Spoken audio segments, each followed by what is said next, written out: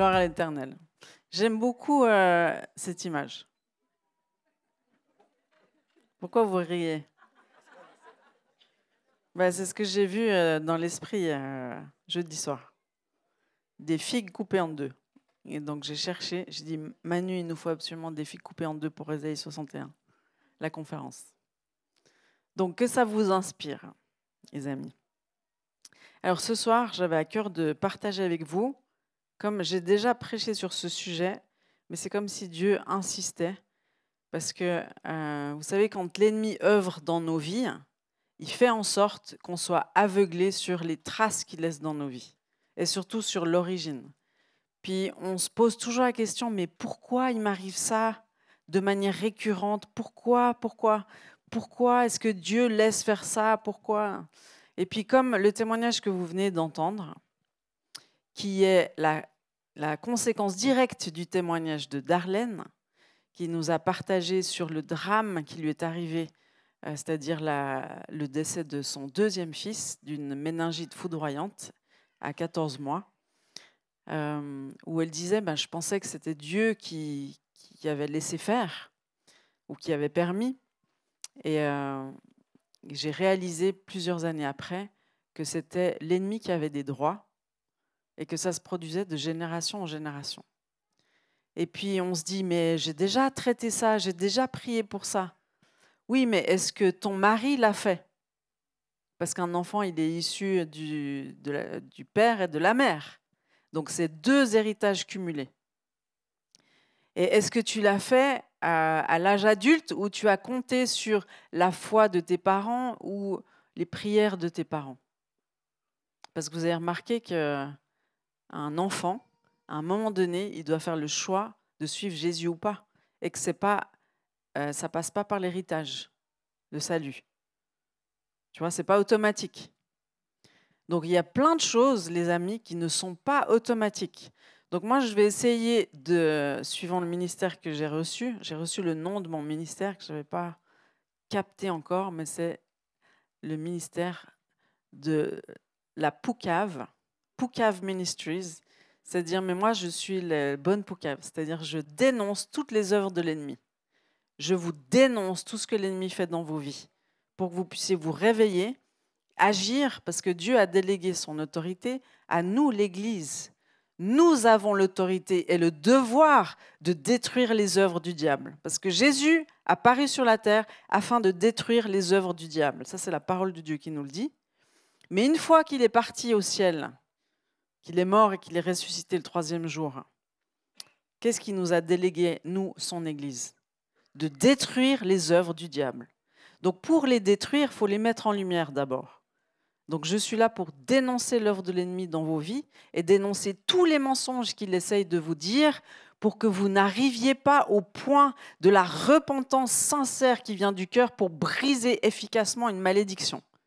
Parce que vous êtes appelés à briser ces malédictions ancestrales qui sont là depuis des générations et des générations. Donc vous êtes prêts? J'ai déjà enseigné sur les liens générationnels. Il y a plein de noms. L'héritage générationnel, les liens générationnels, les malédictions. Puis tout ça, on se dit, non, à la croix, tout est accompli. Oui, à la croix, tout est accompli. Mais est-ce que tu t'es emparé de cet accomplissement pour ta vie? Ça, c'est la question. Et il y a plein de choses qu'on pense automatiques alors qu'elles ne le sont pas. Et du coup, on passe à côté. Donc, il y a des vérités bibliques très fortes, comme la délivrance, c'est fort. Marc 16, 17 nous dit, « Voici les signes de ceux qui auront cru, ils chasseront les démons. » C'est la première chose qu'il dit. Le premier signe que tu appartiens au royaume de Dieu, c'est que tu chasses les démons. Est-ce que c'est quand la dernière fois que tu as chassé un démon? Qui sont ceux qui ont chassé des démons cette semaine?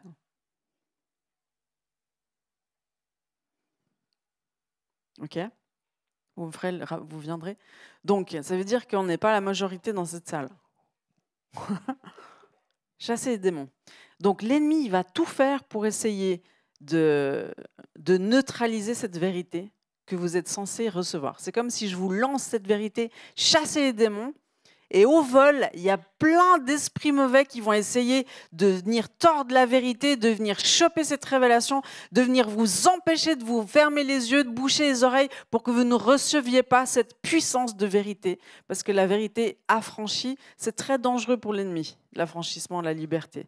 Il veut nous voler, nous tuer, nous détruire. Ça, c'est Jean 10 qu'il dit. Et Jésus, il veut qu'on ait la vie en abondance.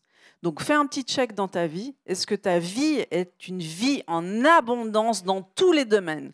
Financier, physique, psychologique, familial, entrepreneurial? Est-ce que tu vis une vie en abondance? Réponse? Ah, Adèle, elle dit oui. Et les autres, qu'est-ce que vous dites? Donc, on va dire que ce n'est pas la majorité qui vivent une vie en abondance. Si je dis, qui a des problèmes financiers? Vous n'osez pas trop lever la main?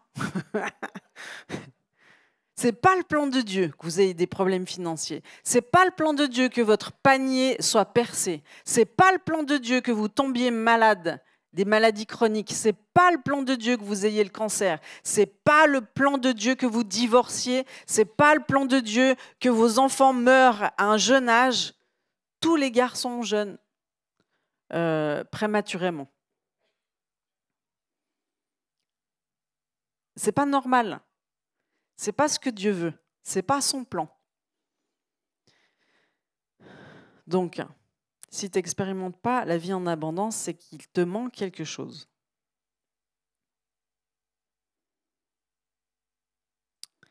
Donc, tu veux savoir la suite du message?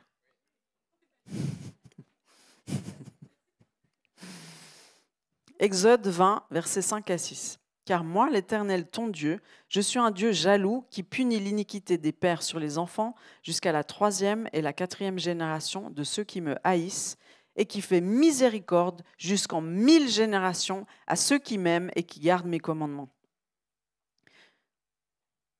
Donc, il y a des conséquences en fait au péché. Il y a des conséquences à l'iniquité. Donc, quand dans tes ancêtres, il y a eu de l'iniquité, vous voulez des exemples d'iniquité? Parce qu'on ne sait plus aujourd'hui ce que c'est l'iniquité. Oh, l'iniquité. Iniquité. L'iniquité, c'est le meurtre, c'est la violence, c'est la fraude, c'est l'avortement, c'est l'impureté sexuelle généralisée comme nous vivons là aujourd'hui, on en a parlé toute la journée. C'est la sorcellerie, c'est l'occultisme. L'iniquité, c'est les faux dieux, les fausses religions, c'est l'idolâtrie. Tout ça, c'est l'iniquité. Donc, si je dois te faire un descriptif de ce que c'est l'occultisme, tu vas... c'est sans fin. Donc, en gros, personne n'a jamais touché à l'occultisme. Hein? Tu dis, non, moi, j'ai jamais touché. Mais si je te fais le descriptif, c'est sûr que tu as touché.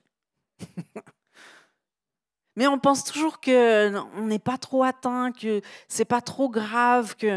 Mais en fait, tu sais, quand on rentre dans la sainteté, quand on parle de la sainteté, de la crainte de l'Éternel, tout le monde est concerné par le péché et l'iniquité. Donc, dans tes ancêtres, il y a eu de l'iniquité. Un peu de sorcellerie, un peu de franc-maçonnerie, des avortements, tu sais. Aujourd'hui, on n'a même plus la conscience que c'est une iniquité. Mais la parole de Dieu, elle parle du déversement, de l'effusion du sang innocent. Alors, c'était une pratique très courante à l'époque, même d'Israël, avec le dieu Moloch, tu te rappelles, à qui on faisait des sacrifices d'enfants, parce qu'on pensait que de sacrifier nos enfants, en particulier les premiers-nés, ça allait nous amener la prospérité, la richesse, la fécondité, tout ça. Aujourd'hui, les faux dieux, c'est toujours les mêmes de l'époque, c'est juste qu'ils ont pris d'autres formes. Donc, je vous explique des principes spirituels bibliques. Je ne suis pas en train de parler de politique, où on n'est pas de gauche, de droite ici. On prêche la parole de Dieu. Et on se rappelle en fait que l'iniquité a des conséquences sur nos vies. Et si Dieu, un Dieu d'amour, nous dit ne fait pas ça. C'est parce qu'il nous aime et qu'il veut qu'on soit heureux.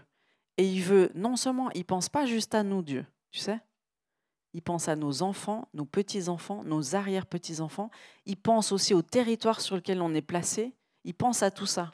Parce que si nous, on rentre dans l'iniquité, c'est nos enfants, nos petits-enfants, c'est toutes les générations qui nous suivent qui vont être affectées. Jusqu'à 3, voire 4 générations. Mais la bénédiction, tu as remarqué qu'elle est plus puissante que la malédiction. La bénédiction, elle dure jusqu'à 1000 générations. Mais est-ce que ça veut dire que quand il y a une bénédiction, il n'y a pas de malédiction? Tu peux être béni, c'est-à-dire, ça c'est le témoignage de cette femme qui s'appelle Tania Teresa, qui m'a envoyé son livre en me disant, je crois qu'on fait un petit peu la même chose. J'ai dit, oui, gloire à Dieu. Et dans son livre, elle donne cet exemple qui est assez flagrant.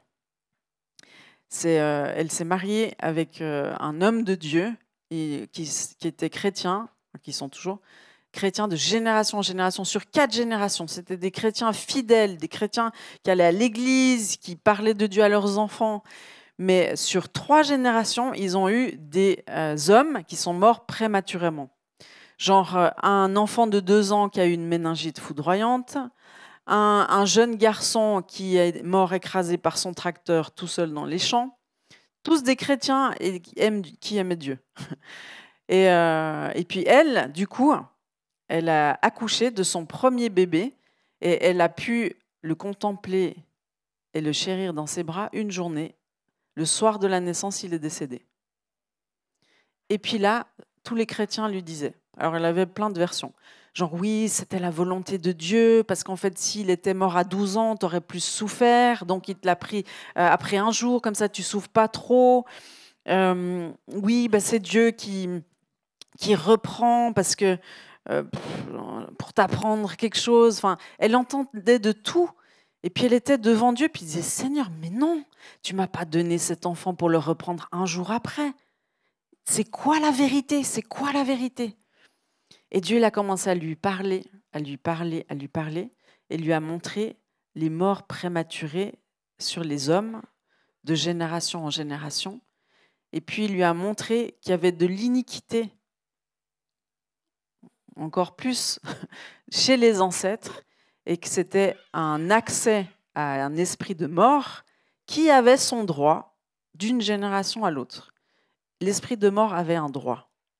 Et ce n'était pas le fait d'être chrétien qui automatiquement annulait la malédiction. Entends bien, ce n'est pas automatique. Il fallait qu'elle, parce que de cette histoire, et ça c'est toujours le cas, Dieu il va toujours faire de ta misère ton ministère. Aujourd'hui, c'est une femme de Dieu qui enseigne la délivrance, qui brise des malédictions à tour de bras partout où elle va. Elle est invitée un peu partout. Tu peux la suivre sur Instagram, 1 million de followers. Et elle enseigne ces principes de Dieu partout où elle va dans les églises. Mais ce n'est pas très populaire, tu sais, ce genre de prêche. Mais elle dit, il faut dire aux gens la vérité. Il faut leur dire que si l'ennemi il a des droits, il va les exercer. Et ce n'est pas le fait de venir à l'église qui annule ce droit. Donc tu peux garder ce droit dans ta vie. Personne ne va t'obliger à le briser. Mais que si tu veux vraiment en sortir, et si tu crois qu'il vaut mieux prier 12 fois pour rien que de ne pas prier et de garder une malédiction, moi c'est ça, je dis dans le doute je prie, dans le doute je brise. Mais elle dit quelque chose de très, très intéressant. C'est que... enfin, je viendrai un petit peu plus tard. Pour moi, c'était vraiment une révélation en soi. C'est pour ça que je reviens sur le sujet. Parce que c'est un sujet quand même hyper important. On doit rentrer dans cette vie en abondance. On ne veut pas que nos enfants meurent prématurément. Quand la mort, elle a un droit dans la vie... Et avec l'effusion du sang innocent, je vous assure qu'elle prend des droits. Non seulement la mort, mais le meurtre aussi. Comme on vient d'entendre le témoignage de cet après-midi. Et moi, j'ai aimé le témoignage de cet après-midi. C'était merveilleux. Parce que c'est une femme qui témoigne de son avortement. Et elle témoigne de la façon dont Dieu l'a entourée, dont Dieu l'a aimée, dont Dieu lui a donné d'autres enfants, dont Dieu lui a montré en fait qu'il suffisait de le déclarer, de dire, de mettre en lumière ce secret douloureux, ce secret tellement honteux. On dit, enfin, nous, c'est ce qu'on a vécu dans la formation à tout ce qui était perte de grossesse volontaire ou non. Il nous disait, pensez maintenant, une seconde, au pire péché que vous ayez fait dans votre vie. Voilà, c'est bon? Vous avez tous pensé au pire péché que vous avez fait dans votre vie? Et maintenant, on vous demande de venir témoigner devant. Ben, c'est ce qui se passe quand des femmes vous témoignent de leur avortement. C'est le courage qu'elles ont.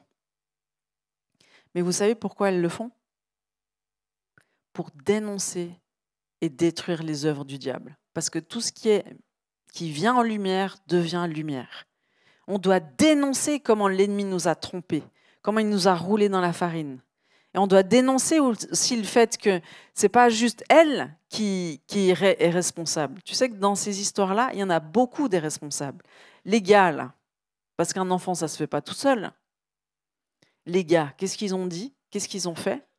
Est-ce qu'ils ont dit, avec de la fausse bienveillance, ben, fais ce que tu veux, je serai avec toi de toute façon? Ça s'appelle de la fausse bienveillance. Ça s'appelle beauté en touche. Tu sais que dans le royaume de Dieu, si tu ne te positionnes pas, tu cautionnes. C'est quoi le mot? Qui ne dit rien consent. Voilà. Qui ne dit rien consent. Ça, c'est une réalité spirituelle. Si tu dis rien, si tu ne te lèves pas, si tu ne te positionnes pas, tu es complice. Et donc, tu vas recevoir les mêmes conséquences spirituelles que ta partenaire qui va vivre le traumatisme de l'intérieur. Et les médecins et les infirmiers et ceux qui nous gouvernent, ceux qui établissent des lois, sont responsables. Tous ceux qui t'ont enseigné que ce n'était pas grave, que c'était un amas de cellules, que ce n'était pas un être humain. Tous ceux qui t'ont menti. Parce qu'une femme qui se réveille souvent d'une IVG, eh ben, elle pleure sa vie. Souvent. Parce qu'elle réalise qu'on lui a menti. On lui a dit que c'était qu'un amas de cellules, comme si elle allait se faire une chirurgie d'un kyste. Ce n'est pas le cas. Donc c'est important de considérer qu'il y a des conséquences spirituelles à ça et que les personnes qui vivent des formes de... Tu sais, tout dans leur vie avorte. Tu es sur le point d'obtenir quelque chose et clac, ça ne fonctionne pas. Elle dit dans son livre que les conséquences qu'elle a, parce qu'elle en a des kilomètres au compteur, on va dire, les conséquences des effusions du sang, les plus courantes, c'est les maladies graves, les accidents graves, les suicides, les décès prématurés, comme par exemple les conséquences du... Et puis elle dit aussi, toutes les entreprises qui avortent. En fait, c'est comme s'il y a une puissance contraire à l'accomplissement.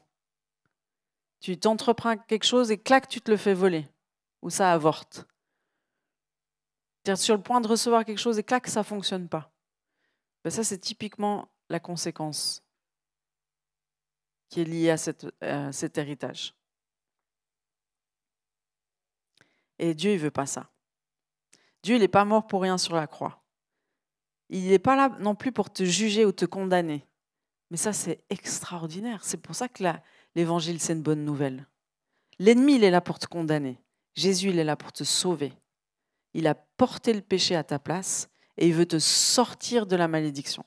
Parce que Jésus, à la croix, il a accompli 3 choses. Enfin, des milliers de choses. Mais je vais en citer que 3. C'est qu'il est mort, il a porté le péché du monde pour que nous ayons un accès au Père et à la vie éternelle. Jésus, il a été torturé avant d'être crucifié. Tu remarqueras que les 2 autres n'ont pas été torturés avant d'être crucifiés, pour qu'on puisse déclarer, par ses meurtrissures, je suis guéri. Et Jésus, il est mort sur une croix. Le lieu, c'était un objet de malédiction.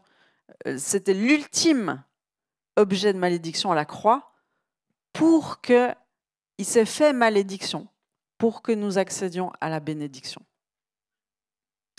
L'œuvre de la croix est immense. Donc si aujourd'hui tu dis « Non, mais un chrétien, il n'a pas besoin de délivrance. Non, mais tout a été accompli à la croix. On n'est plus du tout sous des malédictions. » Ok, prouve-moi par ta vie que c'est vrai. Montre-moi que l'Église, montre-moi l'état de l'Église qui prouve que ce que tu dis est vrai. Mais tout prouve le contraire, les amis. Regardez dans quel état on est. Ceux qui disent qu'ils vivent une vie en abondance, c'est parce qu'ils ont vécu 150 délivrances.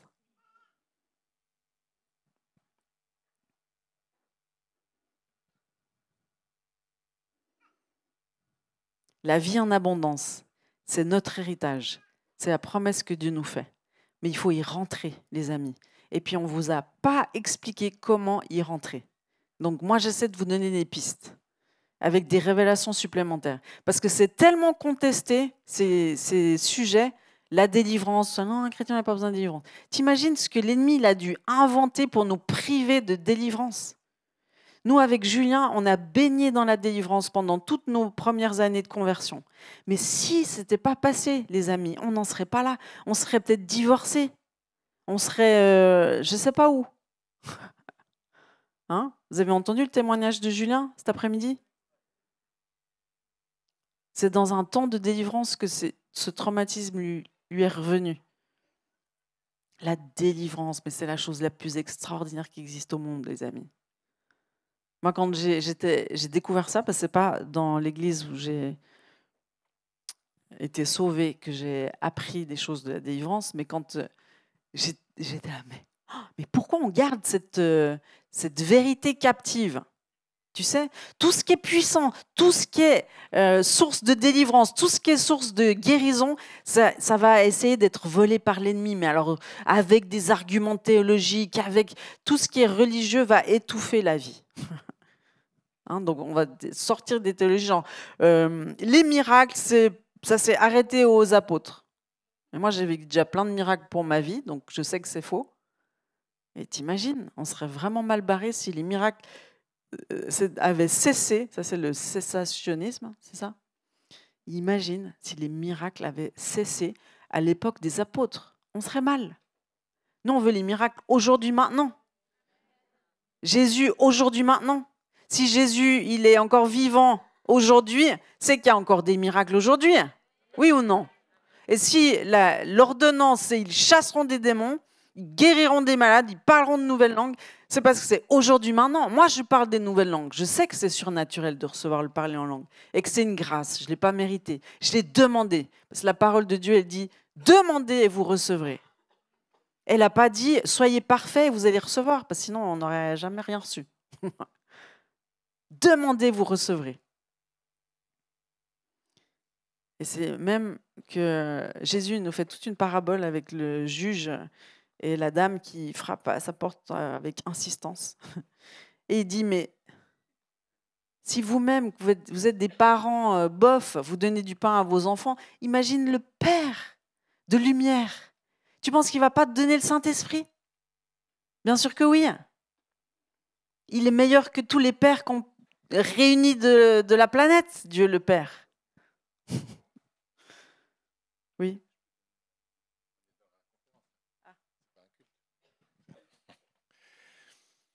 Il y a un parcours qui n'est pas un nouveau produit de la maison, qui est bien plus ancien. Mais vous aimez la parole de Dieu?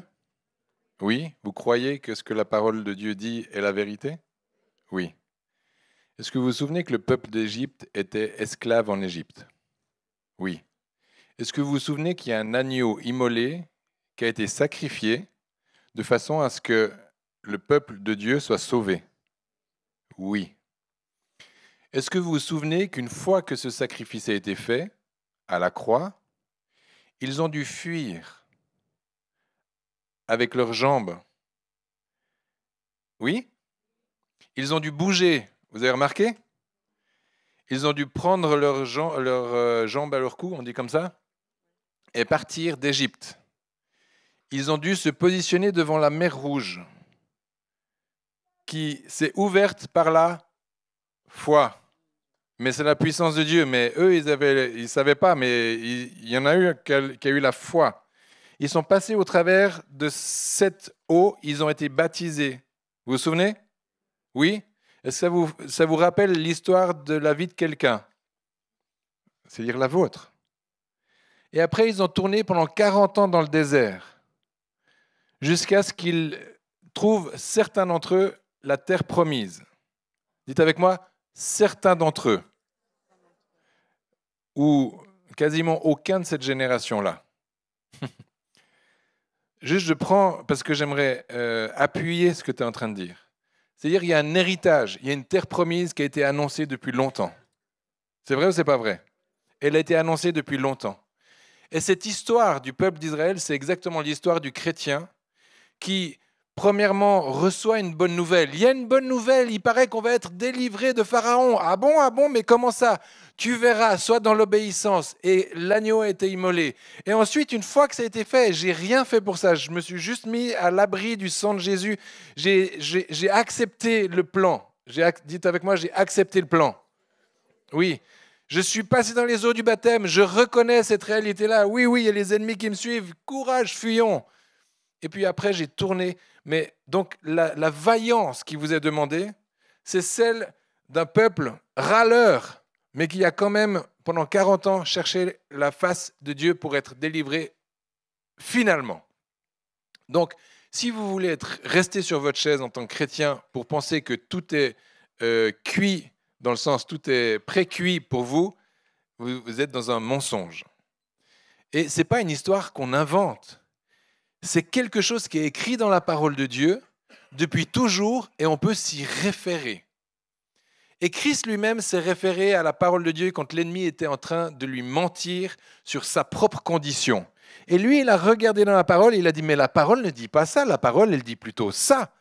Arrière de moi, Satan. » Donc quand vous êtes dans la même situation, quand l'ennemi vient à votre porte, il frappe et il dit « Regarde comment tu es, regarde petit, gna gna gna gna », vous regardez à ce que la parole de Dieu dit de vous et vous vous emparez de son héritage. Donc ce que je veux dire par là, c'est que on n'est pas en train d'inventer un nouvel évangile quand on dit qu'il faut aller chercher son héritage, quand il faut se battre dans le désert, quand il faut faire face. Mais Dieu, il est fidèle pendant tout le chemin. Leurs vêtements se gâchaient pas, se usaient pas, leurs sandales ne s'usaient pas. Ils n'ont pas manqué ni d'eau ni de pain. Donc pendant votre marche, Dieu est au contrôle de votre vie. Vous n'êtes pas des pauvres chouchous, vous êtes des chouchous du Seigneur.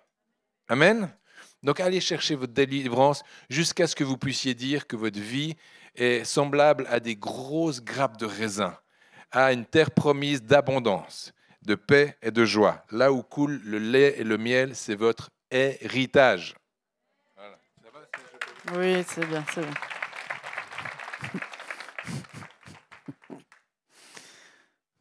Bon. Donc, beaucoup pensent que cette histoire de malédiction, c'est plus valable aujourd'hui. Plein. C'est la grande tendance. Mais je vous rappelle que Jésus, il n'a pas dit qu'il était venu abolir la loi, il est venu l'accomplir. Il est venu l'accomplir, il est venu la révéler, il est venu mettre en lumière, il est venu faire coïncider. Il dit, c'est moi qui peux briser les malédictions. Mais est-ce que les malédictions disparaissent? Non, il est venu accomplir. Il est venu accomplir, il est venu révéler. Donc, bien sûr que c'est toujours en vigueur. D'ailleurs, tout le livre de Deutéronome nous parle des malédictions et des bénédictions. Si vous faites ça, il y aura ça, ça, ça et ça. Mais dis pas, tu sais, c'est comme le jambon. C'est mauvais pour toi, le jambon. C'est mauvais. Oui, tu as le droit de manger des sandwichs jambon beurre, là. Tu as tout à fait le droit. Comme tu as le droit de manger des huîtres, tu as le droit de manger des moules, mais c'est hyper mauvais pour toi. C'est le ramassis de toute la pollution de l'océan. Comme le porc, il est constitué pour accumuler les toxines. C'est mauvais. Dieu, quand il te dit certaines choses, c'est pour ton bien. Toujours. D'accord? Ça va? C'est difficile. On dit des choses difficiles à avaler quand même. Mais on doit être des chrétiens matures, pas des rebelles de service. Parce que les Français, c'est des rebelles de service. Bah si, les Français, c'est des rebelles de service, je suis désolée. Mais Mais bon, les Suisses sont pas mieux, surtout les francophones. Non, mais on est sous un homme fort, je vous l'ai dit hier, il n'y avait pas de réaction comme ça hier. On est sous la rébellion, les amis. Demain, on va parler de la rébellion. C'est le péché qui a fait tomber Satan lui-même. Tu penses qu'il ne va pas essayer de nous amener avec sa chute? Je vous décrirai la rébellion un peu. La rébellion, c'est quand on dit, non, j'ai envie là, ça, je sens. La rébellion, c'est quand on te dit, levez-vous et que toi, tu restes assis. Non, on ne va pas me dire ce que je dois faire. La rébellion, tu peux écouter. Tu sais qu'on a fait cette conférence de femmes le 23 août. C'est qui était? Vous avez entendu Johanna prêcher sur la rébellion? Je lui ai dit, Johanna, c'est moi qui le dis. Johanna, je veux que tu prêches sur la rébellion. Parce que c'est un sujet dont tu as une révélation, tu as vécu un truc très fort. Les femmes, elles ont besoin d'entendre ça. Mais les hommes aussi, les amis. Tout le monde, on doit entendre ce message. La rébellion, c'est ce qui t'empêche de rentrer dans ta destinée. Comme tu as des chrétiens, en 2 ans, ils sont au firmament au prime de leur chrétienté, on va dire. Et puis il y en a 30 ans après, ils sont toujours au ras des pâquerettes. C'est la rébellion. Tu contestes. Le pasteur, il te dit, fais ça, tu vas faire tout l'inverse parce que tu ne veux pas qu'on te dise quoi faire. Non, tu ne vas pas faire comme les autres. Toi, tu restes debout, au fond. On te dit de venir devant. Non. C'est ta rébellion qui te perd. C'est ta rébellion qui t'empêche de marcher dans ces œuvres préparées d'avance. C'est ta rébellion. La rébellion, c'est de la sorcellerie. Pourquoi? Parce que c'est la nature de Satan lui-même. Tu sais, je disais cet après-midi, le premier commandement dans la Bible satanique, c'est « fais ce que tu veux ». Ça, c'est typiquement un truc de rebelle. Je fais ce que je veux. Tu vas pas me dire quoi faire. Tu sais, ça, on a tous un petit esprit rebelle quelque part. Mais tu dois savoir que la rébellion, c'est ce qui a ouvert la terre dans le désert et englouti tous les rebelles. Tu te rappelles ça? Aïe, aïe, aïe. Les rebelles. Donc, il faut déceler notre petit esprit rebelle qui se lève quand tu entends certaines choses. Ça te titille. Mais c'est ce qui bloque ta destinée, vraiment. C'est ce qui bloque l'action de Dieu. Et tu te demandes pourquoi ça n'avance pas. Je te dis, il y a un combat entre la rébellion et l'obéissance. On te dit, il faut être pur avant le mariage. Je te dis, on ne va pas me dire ce que je dois faire. Je fais ce que je veux. Ben oui, mais tu es en train de collaborer avec la mort, là. Donc c'est sûr que tu ne vas pas rentrer dans ta destinée. On te donne certaines ordonnances. Quand une autorité te donne certaines ordonnances et puis qu'à l'intérieur de toi, tu dis non, c'est que c'est la rébellion. Mais c'est notre héritage. On est sur un territoire avec cet héritage-là.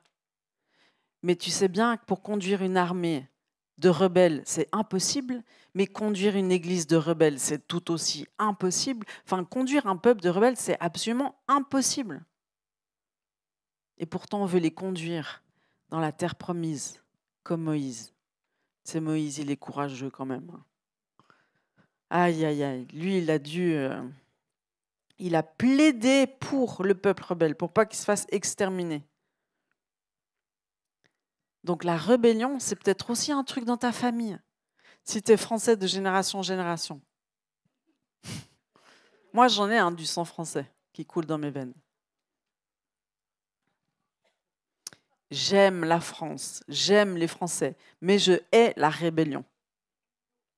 Tu vois, il faut toujours faire la différence. Ça va? Vous êtes toujours avec moi là?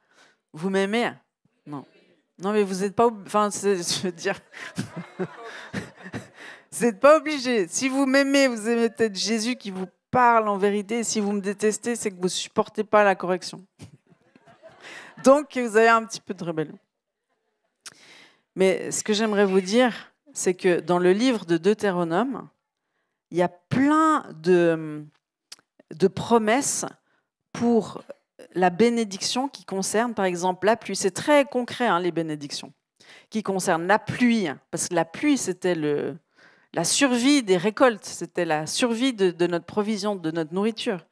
Il y a des versets sur la pluie, des versets sur les enfants, des versets sur les biens matériels, des versets sur les finances. Qui veut être béni dans les finances? Tout le monde dit « Moi, je veux plein d'argent. » Et tu penses que l'argent, ça va te rendre heureux?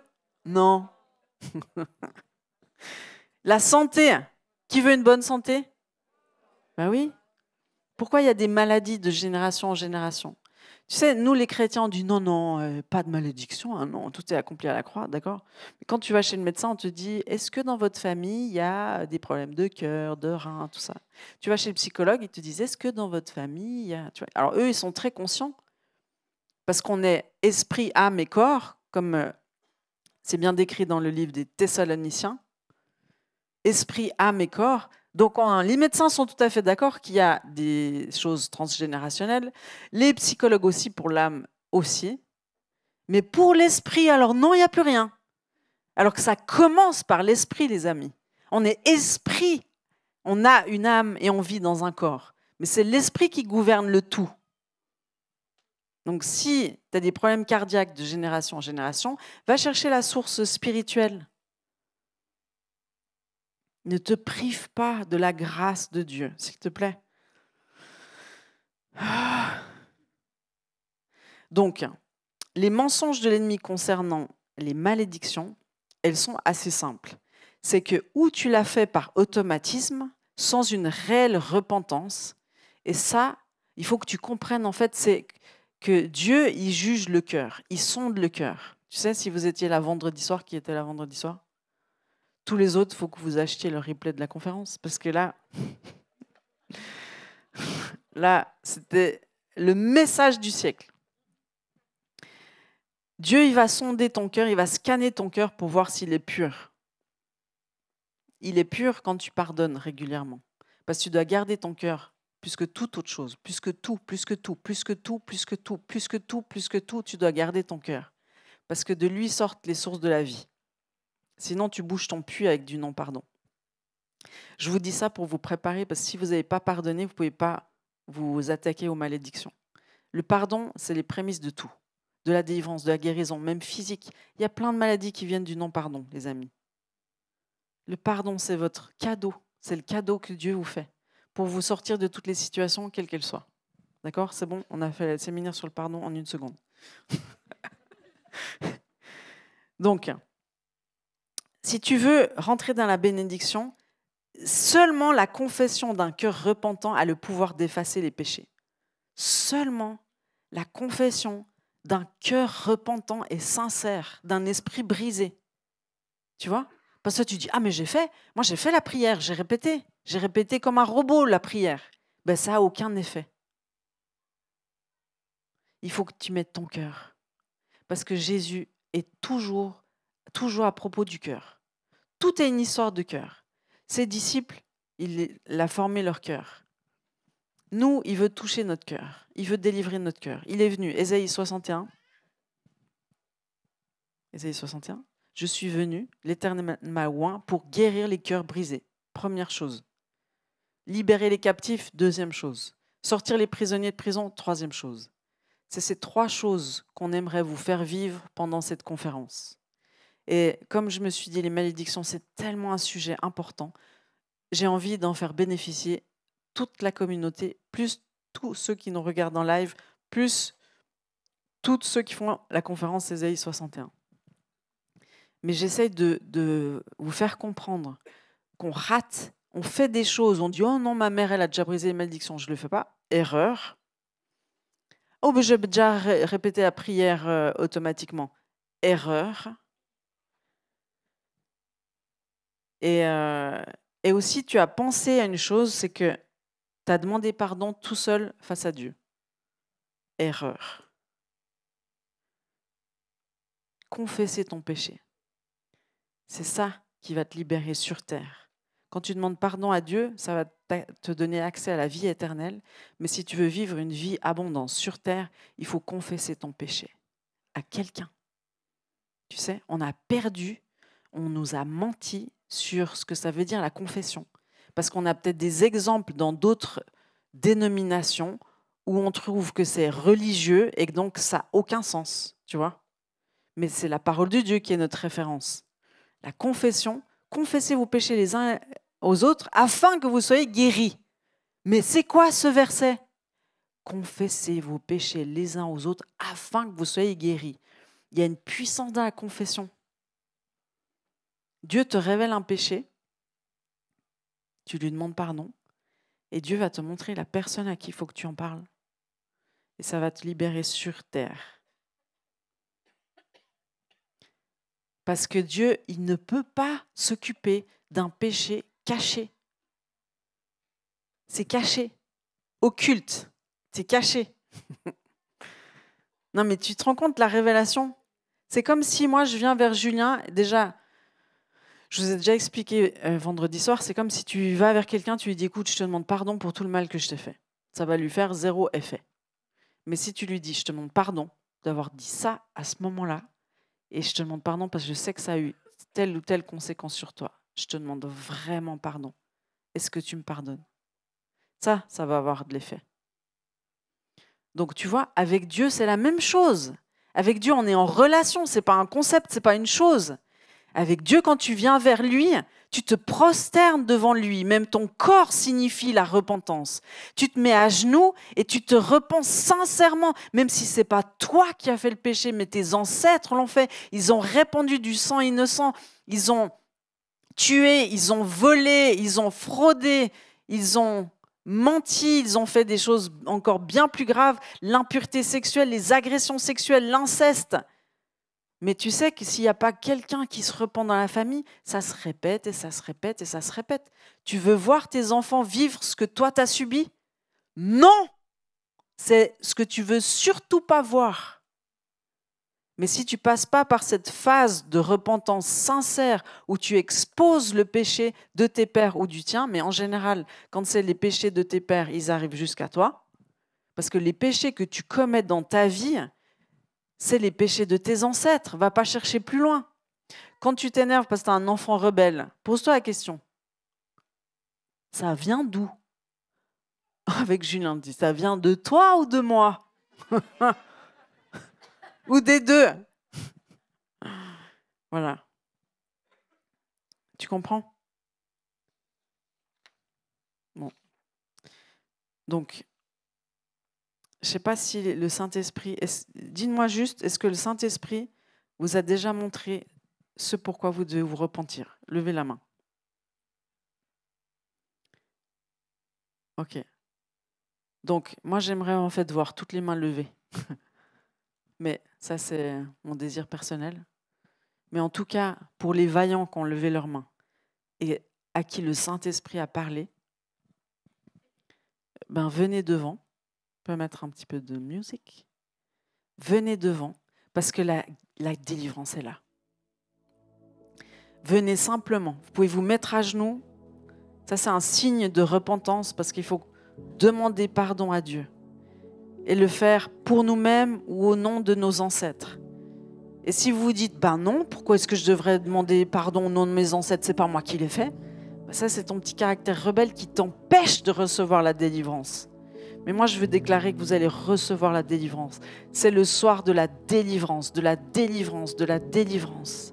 C'est le temps pour que les malédictions ancestrales soient brisées dans le nom de Jésus. Et on est tous concernés, les amis. Il n'y en a pas un au-dessus de l'autre. Vous pouvez vous approcher, vous approcher.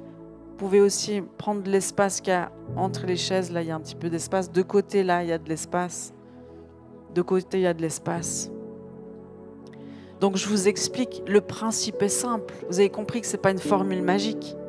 Dieu, il a besoin de voir que vous êtes repentant. Donc, le fait d'être venu devant, que vous avez positionné votre corps repentant aussi, parce que le corps parle, c'est déjà la première étape. Vous vous repentez sincèrement devant Dieu. Et puis là, essayez de le dire de tout votre cœur. De tout votre cœur, sincèrement. Parce qu'on doit avoir cette volonté de changer, de prendre un autre chemin. La conversion, c'est changer de direction.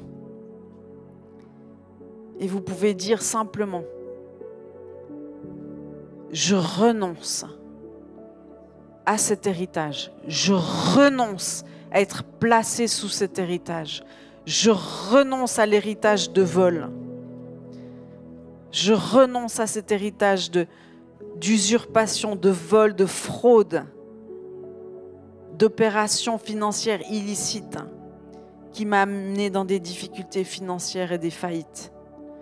Je renonce à l'effusion de sang et toutes les conséquences. Je plaide coupable au nom de mes ancêtres pour le sang innocent qui a été versé, pour la mort qui est venue dans la famille, le meurtre qui est venu dans la famille, la dépression, les problèmes, les accidents, les maladies, toutes les conséquences que ça peut avoir. Je renonce à ces choses dans le nom puissant de Jésus. Et vous pouvez inclure vos enfants s'ils ont moins de 14-15 ans. Et si vos enfants ont plus de 14-15 ans, vous pourrez les conduire à le faire avec vous pour qu'eux soient libérés. Alléluia. Et si dans la famille il y a eu de la sorcellerie, c'est typiquement ce qui va amener l'impureté sexuelle et l'aveuglement spirituel. Dites, je renonce à tout héritage de sorcellerie, tout héritage de franc-maçonnerie. Je renonce aux pactes et aux alliances que mes ancêtres ont fait avec des faux dieux. Je renonce. Et puis renoncez simplement aux choses que le Saint-Esprit vous montre. Je renonce à être sous cet héritage. J'invoque ton sang, Jésus, qui a coulé à la croix pour me libérer, pour me laver, pour me transformer. Jésus, merci Jésus, parce que tu n'es pas mort pour rien, parce qu'aujourd'hui encore, on vient se saisir de la bénédiction qui coule de la croix, de cette puissance qui brise les malédictions.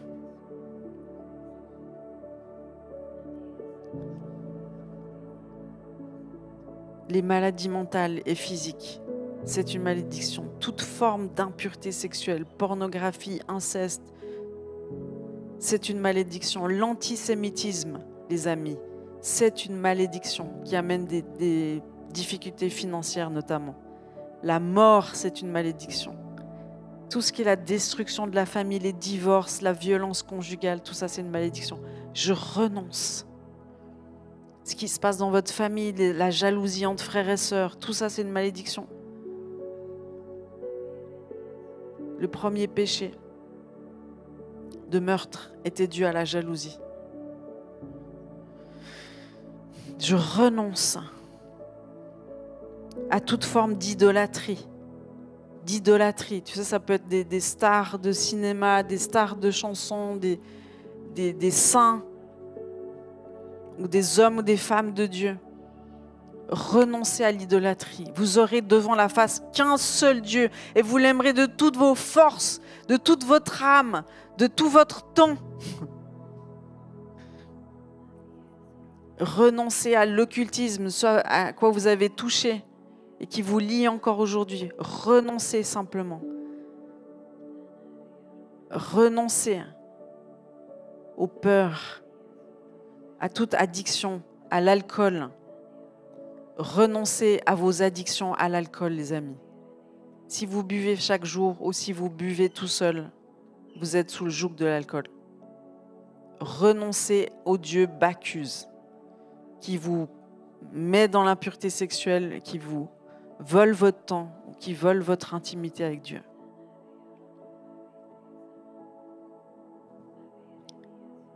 Jésus. Saint-Esprit, viens te déployer, Saint-Esprit. Viens briser chaque malédiction, Saint-Esprit. Viens anéantir toute l'œuvre de l'ennemi. On déclare que ce soir, les œuvres du diable sont détruites dans le nom puissant de Jésus-Christ de Nazareth. Dans le nom de Jésus. Et on chasse maintenant tout esprit de mort, tout esprit de meurtre, tout esprit d'autosuffisance, tout esprit de rébellion. Ça vous lâche dans le nom puissant de Jésus-Christ de Nazareth. Tout esprit de sorcellerie, tout esprit d'occultisme, toute forme d'addiction à l'alcool, à la pornographie, à l'impureté, toute forme d'addiction, toutes ces voix qui sont dans vos têtes et qui vous tourmentent jour après jour, je les chasse dans le nom puissant de Jésus-Christ de Nazareth. Je vous délie de ces voix de torture dans le nom de Jésus. Toutes les pensées qui vous obsèdent, ça vous quitte dans le nom de Jésus. Toute forme d'amour obsessionnel, vous êtes obsédé par certaines personnes. Je brise le pouvoir de ces obsessions dans le nom puissant de Jésus-Christ de Nazareth. Et toute la condamnation de l'ennemi sur vous, tout ce qui vous condamne, jour après jour, je brise le pouvoir de ces voix qui vous condamnent. Et je suis témoin que vous êtes devant, dans la repentance, et que vous renoncez au péché et à l'iniquité dans vos vies. Seigneur, merci pour ces cœurs sincères qui sont devant toi. Merci Saint-Esprit parce que tu viens encore convaincre ceux qui ne sont pas encore convaincus. Tu viens convaincre leur cœur, aussi pendant la nuit, pendant les jours qui viennent. Tu viens convaincre, Seigneur, pour pouvoir obtenir cette repentance sincère qui brise la malédiction dans vos vies. Seigneur, merci pour ces cœurs sincères. Merci pour toutes les larmes qui sont répandues. Je déclare que c'est des larmes de gloire et de victoire. C'est des larmes de gloire et de victoire. Merci Saint-Esprit. Merci Jésus. Merci Saint-Esprit. Merci Saint-Esprit. Je veux déclarer que de votre misère, Dieu va faire des grands ministères. Et je prie que ces larmes qui coulent ce soir portent un poids de gloire, un poids de gloire, un poids de gloire pour le royaume de Dieu. Et je déclare que c'est par ces larmes que vous allez vous lever. C'est par ces larmes que vous allez vous lever. Il y a un feu qui est en train de naître dans vos entrailles. C'est un feu du ministère. C'est le feu de l'appel au ministère. C'est le feu de l'appel à l'adoration, la vraie adoration. C'est le feu de l'appel à la pureté. Je vois qu'il y a des jeunes qui sont appelés à prêcher la pureté, à manifester la pureté, à prêcher la vérité, à manifester la vérité. Et je libère ces appels sur vous, ces manteaux sur vous dans le nom puissant de Jésus. Dans le nom de Jésus. Dans le nom de Jésus. Ça semble être une mise à terre, mais en fait, Dieu est en train de vous lever. Il est en train d'opérer la levée à l'intérieur de vous dans le nom puissant de Jésus. Dans le nom de Jésus. Je brise toute forme d'immobilisme, toute forme d'apathie, toute forme de procrastination dans le nom puissant de Jésus-Christ de Nazareth. Tout ce qui vous empêchait d'avancer dans le nom de Jésus, ça vous lâche maintenant. Ça lâche. L'ennemi perd ses droits ce soir. L'ennemi il est en train de perdre ses droits. Il perd ses droits parce que Ésaïe 61, c'est qu'on libère les captifs. Les captifs sont libérés. Les prisonniers sortent de prison. Et j'appelle dans l'esprit tous ceux qui sont en prison de sortir de vos prisons maintenant. Vous sortez de vos cachettes. Vous sortez des faux endroits de sécurité. Et c'est Jésus qui vient vous chercher maintenant. C'est Jésus qui vient vous chercher. Il vous sort de prison. Il vous sort de ces puits. Il vous sort de ces cachots maintenant. Dans le nom de Jésus. Et il vous donne un diadème au lieu de la cendre. Il vous donne une huile de joie au lieu du deuil. Il vous donne un vêtement de louange au lieu d'un esprit abattu. Et je veux déclarer que les enfants sont en train de vivre des délivrances maintenant. Vos enfants sont en train de vivre des délivrances maintenant et ça va encore durer jusqu'à demain matin avec Michael, les délivrances et des délivrances et des délivrances.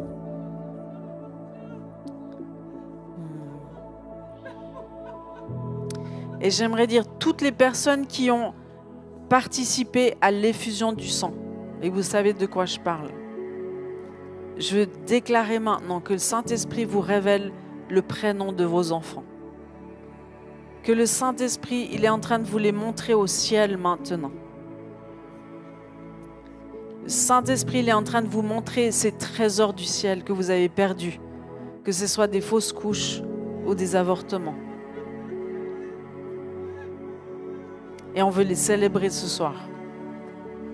Et déclarer qu'ils sont des intercesseurs pour vous. Ils sont des intercesseurs pour vous. Vous recevez le prénom maintenant. Et on les honore. On les célèbre. Merci Jésus. Merci Jésus pour la restitution de la vie. Merci pour la restitution de la vie. Et le Seigneur vous lave. Le Seigneur vous console. Alléluia. Le Seigneur vous console. Il vous prend dans les bras comme il l'a fait avec Wintana. Et vous sentez son amour comme jamais vous avez senti. Merci Jésus. Merci Jésus. Merci Jésus. Merci Jésus. Merci Jésus. Et si vous sentez que vous devez aller confesser quelque chose à quelqu'un, vous pouvez aller vers un équipier de prière. Vous pouvez aller vers Julien aussi, vers Eric, Christopher pour les hommes. Vous pouvez mettre un liner, c'est peut-être rouge, comme ça on vous reconnaît. Si vous sentez que vous devez juste confesser quelque chose, allez le dire. La parole de Dieu, elle dit, quand on met en lumière, ça devient lumière. Alléluia, Jésus. Merci parce qu'on a une espérance en toi. Sans toi, on est cuit. Mais avec toi, on peut tout.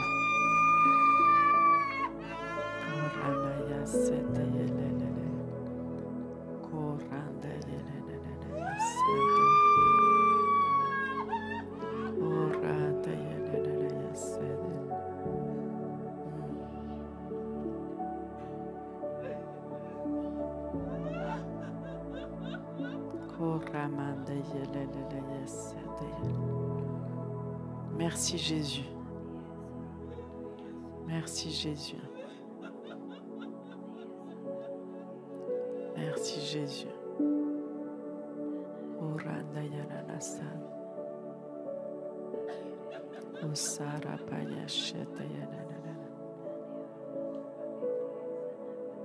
Merci Jésus.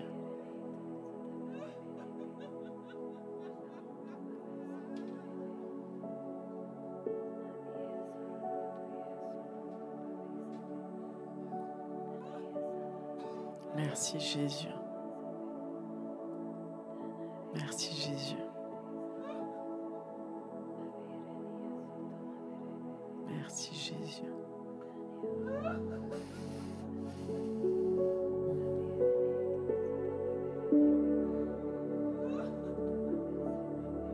Merci Jésus. Alléluia. J'aimerais dire aussi à tous ceux qui nous regardent en ligne, on libère sur vous la grâce et la bénédiction.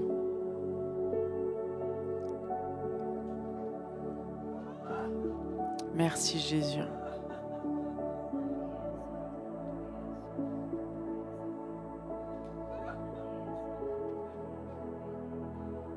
Dieu aime quand on répand notre cœur devant lui.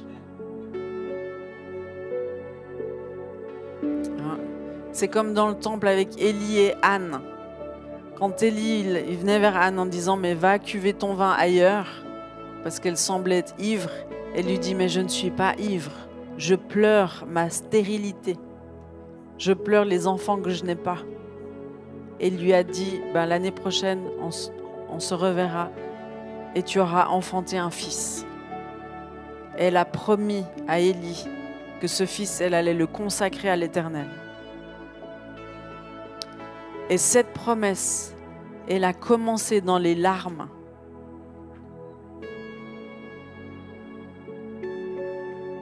Donc il faut savoir se lâcher en Dieu.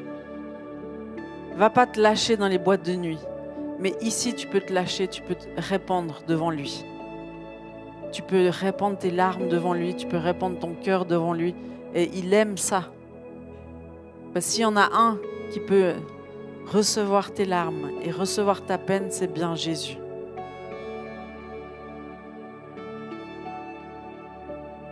Merci Saint-Esprit pour ce que tu es en train de faire dans les familles. Pas juste dans des individus, mais dans des familles entières. Tu relèves, tu restaures, Jésus.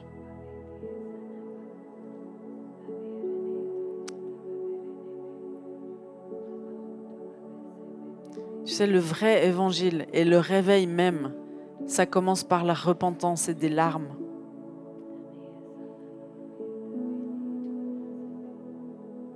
Donc c'est une bonne nouvelle. Quand le Saint-Esprit nous attriste pour un temps, c'est pour que sa gloire se manifeste.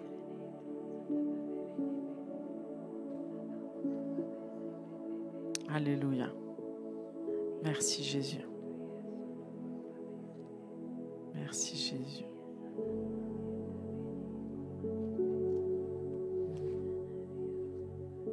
Alléluia.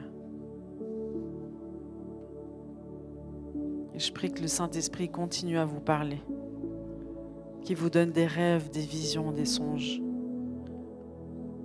que vous puissiez mettre votre vie en ordre et sortir de tous ces jougs qui vous empêchent de prospérer et de rentrer dans la vie en abondance. Amen.